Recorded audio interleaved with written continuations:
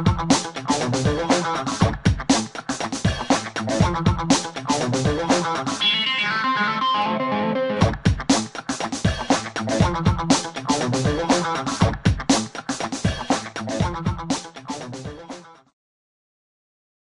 coach's challenge for moms, I'll tell you, from my point of view, we face these all the time. But think about it for a minute. All of us in this room, are we not living in two worlds? We're living with one foot in a world where nothing has changed. The restaurants are all open. Starbucks is still selling whatever your favorite drink is if you go there. And there are an awful lot of people, the oblivious ones, where their lives haven't changed. If they haven't lost a job, if for whatever reason their business is still secure, nothing much has changed in their world. And that's why they think you're such a nut. But we have a foot in that other world. And there we are. Most days we have to live in that first world where we have to wake up, get the kids ready for school, get to a job, we have to go grocery shopping. That world hasn't changed, but now we have this added layer. And sometimes that's what can actually drive you kind of crazy, because now you're seeing things through a different point of view. How many of you know what the logo looks like for FedEx? Very, very common. Did you know that there is an arrow hidden in the logo for FedEx? I should have brought it with me. Next time you see a FedEx logo, take a look at the word EX, and between the E and the X, you're going to see a white arrow. Now, once you see that arrow, you can never go back. It's like, I've got a glimpse of that arrow. Now I see the truth, I see this subliminal message they've been sending me. You know what? The same holds true for survival. Once you realize the downward spiral the economy is on, once you realize that there's no rewind button, I would love it if someone could just push rewind, and all of a sudden it's 2003, 2004 all over again. You know what I would do? I'd sell my house. I'd sell my house and take that big old profit and go do something smart with it. But it's not, and there is no rewind button. And so coaches and managers, the leaders of a family, this is what we face. So we've had just our emotions are involved, feelings of just being overwhelmed. A mom's natural instincts can actually work against her. So we have that natural instinct to protect, right? And yet all of a sudden we start thinking about what ifs. What if this happens to my family? How will I protect my kids from this event or that event? If I homeschool, how long will I be allowed to homeschool? Could that right be taken away from me? The other day I had a mom just almost make me cry. She was standing in my kitchen and she said, Lisa, sometimes I wonder what I'll do if they come and take my kids away. I was like, what? You just can't live in that place for very long. But our natural instinct sometimes as women, it just kind of gets the best of us because we want to protect, we want to nurture. And yet sometimes when we see and think there are scary things coming, it makes it harder. And finally, not taking care of herself. I heard something brilliant just recently on the kind of going along with taking care of yourself. And this person said, you need to think back to a time where you were in a really good place. It could be where you were physically fit. It could be a place where you were doing great financially. Maybe it was a place where you just, life was going great. And backtrack. Ask yourself, what can I do to backtrack? And so for myself, I remember when I would go to the gym every single day, I would just, drive home from work and zip, and sometimes I'd have to force myself, to make that right-hand turn, but there I was. And if you can backtrack and say, okay, what was going on then? Did I have some support I don't have now? Did I make a decision along the way that has made life more complicated? And see what you can do to kind of backtrack and get back to that happy place is what I call it. And it is okay to ask for help. It's okay to hire help if you can. It's okay to barter for help. If there is someone that can help take a load off of your shoulders. And guys, you know how important that is when the wife is overwhelmed.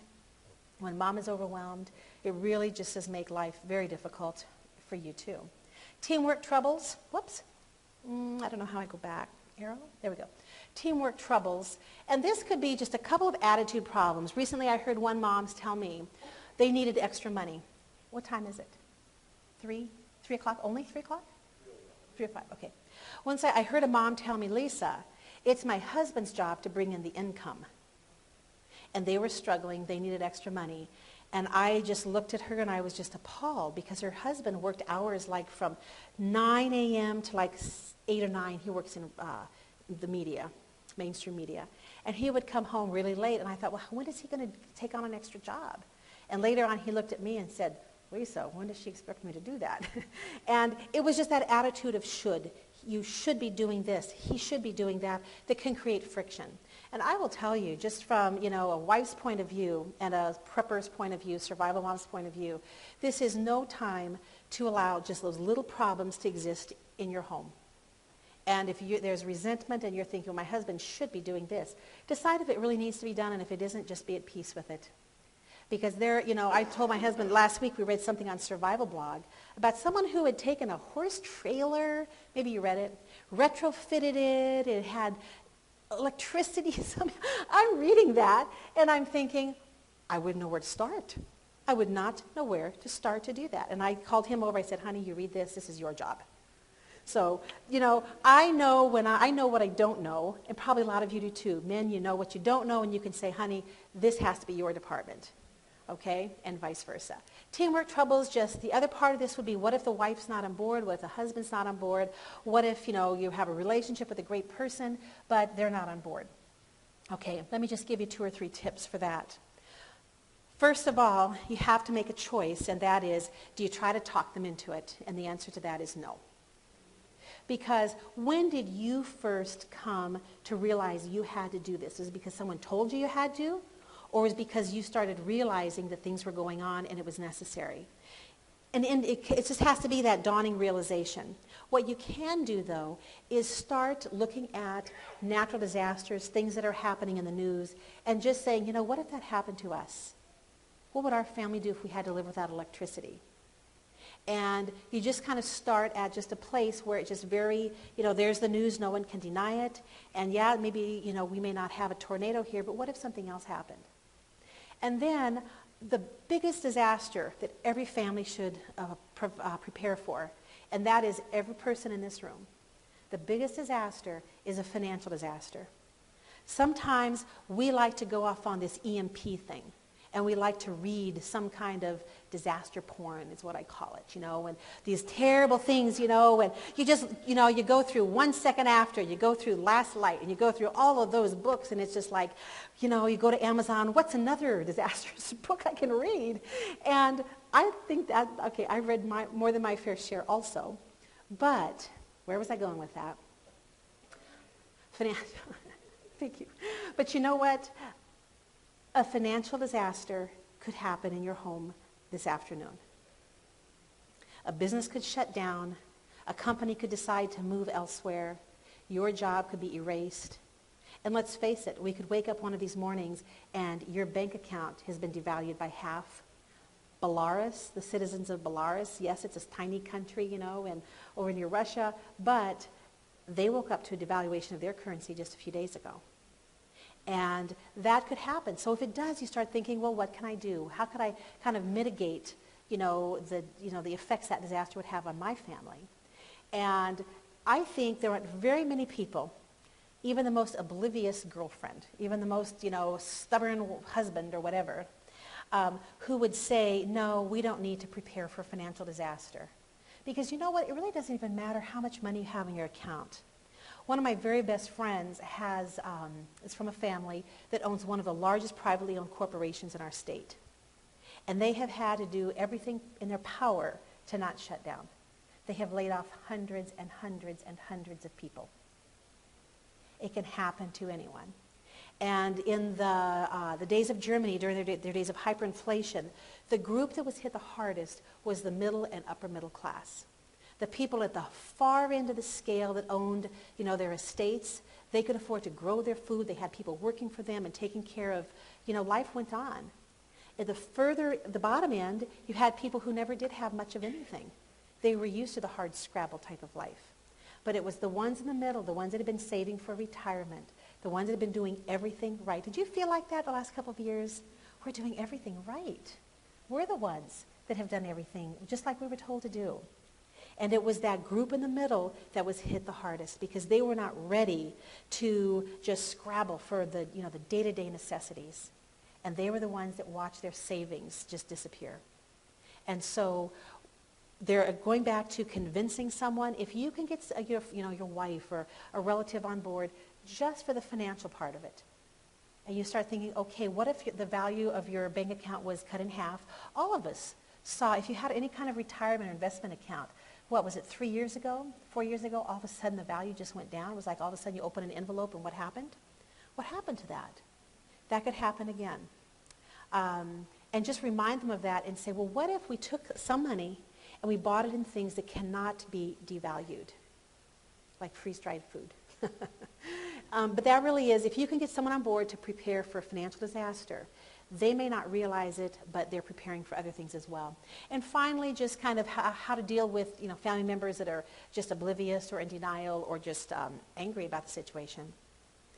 Get your kids and grandkids on board and put it in a way that it's fun. When you teach your son, you teach your son's son. Your team is all you've got. They need to know who does what around here. So if Dad tells me we're going to be shooting a gun, Mom, do I have to go shoot a gun? They need to know who is doing what, who's in charge, what's going on. And I think one of the most important is why. Why are we doing this all of a sudden? I love the use of children's literature. If you have kids that are aged probably 5 years old and up, Little House on the Prairie books. There's so many wonderful children's books that tell the story of self-reliant families. The Sign of the Beaver is one of my all-time favorites, about a boy who is left in the wilderness by his dad, and he becomes friends with an Indian tribe, and it's a wonderful story of self-reliance. And start getting your kids excited about the adventure. We're learning something new. This is what Grandma or great-grandma knew how to do. And they need to know how to do it. A lot of times, we just kind of assume kids just pick up things. I don't know why we think that. The other day, I stopped to get gas, and I thought, I have never once showed my son how to pump gas. And later, my husband said, well, I've done that a few times. Well, my son sure didn't act like he had. Maybe he was just being polite to me, humoring Mom. But they need to know how, just real specific directions. How do I do this? And lots of instruction. In Les Stroud's latest book called Will to Live, he tells a story of a family that is stranded out at sea in just a little tiny raft. And for whatever strange reason, the dad has it in his mind that he has to do everything. So he never teaches anyone else in that group how to clean a fish. He never teaches them how to spear a fish. He never teaches them how to steer and maneuver in the water with that particular boat. And Les Stroud points out that what a disaster that is when you don't pass on those skills to other people, because that other person is your backup. It's not so much having an extra shovel or having, an extra form of, way to purify water. It is also having a person who can then come along and you're sick.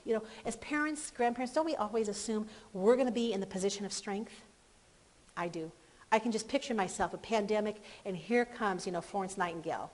And I'm giving out those little sippy things of water and the rehydration. I'm mixing it all up. But you know what? I am just as likely as someone else to be there on a cot, and people have to come in, in quarantine outfits, to deal with me. So that's another reason to teach your kids and your grandkids what you know how to do.